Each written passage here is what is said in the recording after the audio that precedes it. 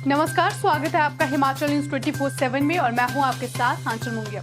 आज पांगी कल्याण संघ चंबा इकाई द्वारा एक वार्षिक बैठक का आयोजन किया गया, जिसमें उन्होंने अपनी विशेष मांगों पर चर्चा की।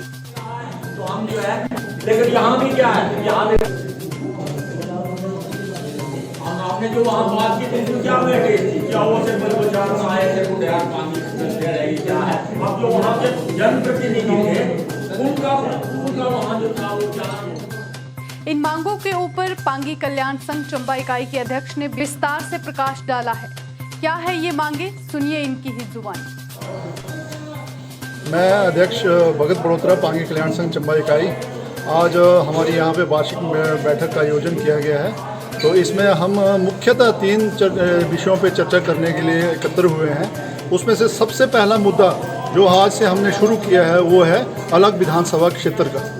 अब आप देखिए, जब से भारत आज़ाद हुआ है 1945 से लेकर अब तक पांगी क्षेत्र जो है वो अलग थलग पड़ा हुआ है। वहाँ पे अपना प्रतिनिधि नहीं होने की वजह से वहाँ की सारी मांगें लंबित पड़ी हुई है। पिछले 50 सालों से हम चैनी सुरंग के बारे में सरकार को पता नहीं कितनी बार ज्ञापन दे चुके हैं। भारत के प्रधानमंत्री को, भारत के सड़क मंत्री को, राज्यपाल हिमाचल प्रदेश के मुख्यमंत्री को कितनी बार हम पत्रों के द्वारा, समाचार पत्र के द्वारा कई बार हम अवगत करवा चुके हैं कि चैनी टनल जो है वो भारत के लिए, भारत की सुरक्षा के लिए और पांगी के 30,000 जनता के लिए कितनी ज़रूरी है। इसके बारे में हम कई बार बता चुके हैं। जैसे कि रोहतांग टनल बनने के बाद, जैसे प्रधानमंत्री श्री मोदी जी ने बताया था कि 40 से 50 किलोमीटर का सफ़र अगर ले के लिए कम हुआ है, तो हम दावे के साथ कहते हैं कि एक बार अगर हमारी चैनी टनल बन जाती है तो कम से कम 250 किलोमीटर का सफ़र जो है वो ले के लिए पंजाब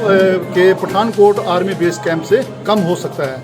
इस पे सरकार को गौर करनी चाहिए, ना कि ये सिर्फ पांगी जनता की मांग है बल्कि पूरे देश की सुरक्षा की मांग भी यही कहती है। दूसरा, जैसे कि आप सब लोगों को मालूम है कि बरमौर के साथ पांगी को अटैच किया गया है, एक विधानसभा क्षेत्र बनाया गया है। इससे पहले 1947 से लेकर 1967 तक पांगी एक अलग विधानसभा क्षेत्र था। वहाँ के अपने विधायक थे, 3 विधायक वहाँ पे रह चुके हैं। इसके बारे में हमारे पास कानूनी तौर पे रिकॉर्ड पड़ा हुआ है जो कि मैं आपको दे सकता हूँ।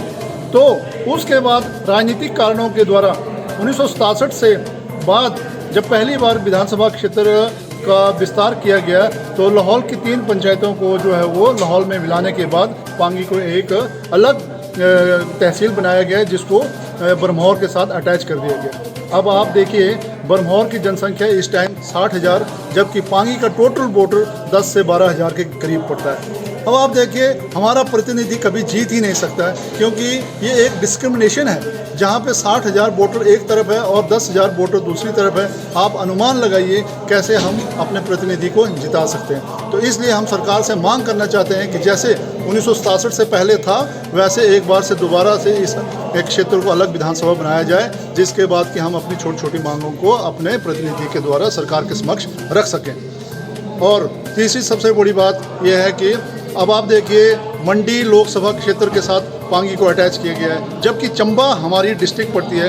आप हमें चंबा के साथ रखिए।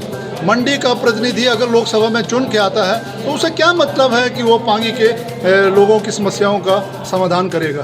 तो ये सरकार ने पता नहीं क्यों विसंगतियाँ रखी हुई। तो आज की बैठक में हमारी ये मेन मुद्दे हैं, जैसे कि 2022 में सीमांकन का मुद्दा शायद सरकार के द्वारा रखा गया है। तो मैं चाहूँगा कि इस मुद्दे को हम ज़ोर शोर से सरकार के समक्ष उठाएंगे और कोशिश करेंगे कि भारत सरकार हमारे इस मुद्दे पे ध्यान दे और हमें एक अलग विधानसभा क्षेत्र दे। धन्यवाद। हिमाचल न्यूज 24/7 के लिए चंबा से जितेंद्र मेहरा की रिपोर्ट।